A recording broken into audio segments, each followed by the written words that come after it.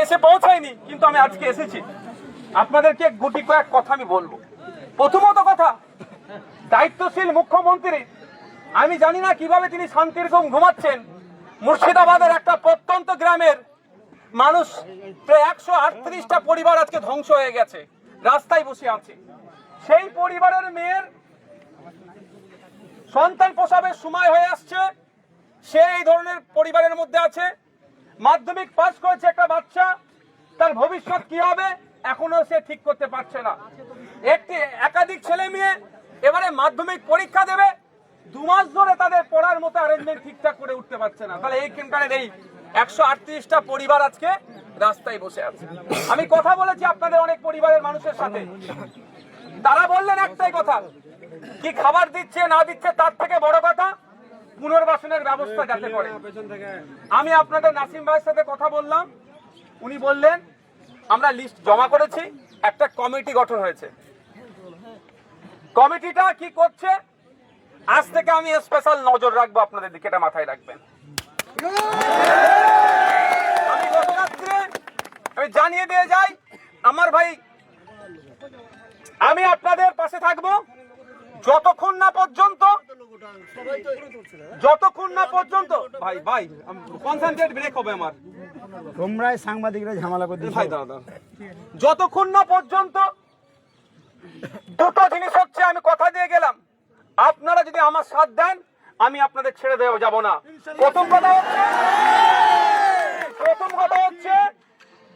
প্রথম কথা যাদের গঙ্গা ভাঙনে, পদ্মা ভাঙনে, পদ্মা গর্ভে যাদের বাড়ি চলে গিয়েছে, পুনর্বাসনের ব্যবস্থা যতক্ষণ না সরকার করছে আমি আপনাদের সাথে লেগে থাকবো। যদি সরকার মনে করে যে এদের সাথে কেউ নাই, এদের পাশে কেউ নাই, একটা কথা মনে রাখবেন, আপনাদের পাশে আপনার ছোট ভাই নওশাদ আছে। আমিও অপেক্ষা করছি। আজকে এসে শুনলাম গতকাল থেকে নাকি 20 জন 25 জন করে বিডিও অফিসে ডাকছে, এটাকে ভেরিফাই করছে। ওয়েল এন্ড গুড, কোনো সমস্যা নাই, ভেরিফাই হোক, তাতে আমাদের কোনো বিতর্ক নয়। কিন্তু ভেরিফাই করার পরে আমরা খোঁজ নিয়েছিলাম, মাল্লাতে বৈষ্ণব নগর আছে না, বৈষ্ণব নগর আছে, তো ওখানে পাট্টা দেওয়ার ক্ষেত্রে বৈষম্যমূলক আচরণ হয়েছে। এখানে যদি ওই রকম বৈষম্যমূলক আচরণ হয় কিন্তু ছেড়ে কথা আমরা বলবো না। যাদের বাড়ি গিয়েছে পদ্মা গর্ভে, তাদের বাড়ির ব্যবস্থা করতে হবে, এটা সরকারকে দায়িত্ব নিতে হবে। সরকারের ব্যর্থতার জন্যই কিন্তু আজকে আমার বাড়িটা, আমার ভাইয়ের বাড়িটা, সে আমার ঘোষ ভাই হোক আর আমার শেখ ভাই হোক, বাড়িটা কিন্তু গিয়েছে সরকারের ব্যর্থতার জন্য। আজকে আমরা অনেকে দীঘায় ঘুরতে যাই, সেখানে বড় বড় ঢেউ আছড়ে পড়ে, কোথায় পাড়ে। আজ থেকে 10 বছর 20 বছর ধরে আমরা যাচ্ছি, অনেকে তারা বেশি যাচ্ছে, পাড়ে এসে ঢেউ আছড়ে পড়ছে, কিন্তু পাড় ভেঙে ভিতরে আর পৌঁছাচ্ছে না। কেন পৌঁছায়নি?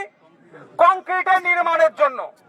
প্রথমটা হচ্ছে আপনাদের আমি পাশে থাকবো, লেগে থাকবো, যতক্ষণ না পর্যন্ত আপনাদের পুনর্বাসন হচ্ছে আমি আপনাদের সাথে থাকবো। যদি সরকার এখানে ওই কাটমানির মতো কোনো নোংরামি করে, আপনাদের কথা দিয়ে যাচ্ছি, যদি একজনও এখানে বেঞ্চাই পাই, একজনের সাথে একজনও যদি না পাই, আমি কালকে রাত্রে আমার উকিলের সাথে আমি কথা বলেছি যে দাদা আমি আগামীকাল তারানগরে যাচ্ছি, যেখানে পদ্মার গর্ভে অনেকের বাড়িঘর জমি জায়গা তলিয়ে গিয়েছে। আমাকে যে কথা বলেছে উকিল সাহেব আপনাদেরকে জানিয়ে দিই, আমাকে বলেছে এটাই যে যার যে ক্ষতি হয়েছে তার লিস্ট তৈরি করতে বলুন। আপনারাও শুনে রাখুন, কার কি ক্ষতি হয়েছে তার লিস্ট তৈরি করুন। যদি সরকার পুনর্বাসনের না ব্যবস্থা করে, ওই লিস্ট নিয়ে আপনাদের ছোট ভাই আপনাদের হয়ে হাইকোর্টে লড়াই করবে আইনি। আপনাদের কাজ এতটুকুই থাকবে, একবার গিয়ে এফিডেভিটটা কলকাতা হাইকোর্টে করতে হবে। একটা পয়সা কোর্টে লড়াইয়ের জন্য আপনাদের লাগবে না, আপনাদের ছোট ভাই আমি দেবো। আমি আশা করব এইটা আইন অবধি যাবে না। কি বললাম? আইন অবধি যাবে না। এখানকার প্রশাসন, পঞ্চায়েত সমিতি, জেলা পরিষদ, সরকার এটা আইন অবধি চ্যালেঞ্জের জায়গায় না গিয়ে আইনের চর না খেয়ে মানে তাদের ব্যর্থতা স্বীকার করে সরকার আমাদের এই 138টা পরিবারকে পুনর্বাসনের ব্যবস্থা করে দেবে। আর এর মধ্যে একটা যদি বাদ পড়ে আপনারা কেউ আতঙ্কিত হবেন না।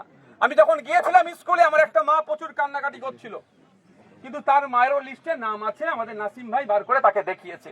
তারপরেও বলছি, কেউ আপনারা আতঙ্কিত হবেন না, কারো প্ররোচনায় পা দেওয়ার দরকার নাই, কোনো হিংসাত্মক ঘটনা ঘটানোর প্রয়োজন নাই। আপনারা কয়েকটা দিন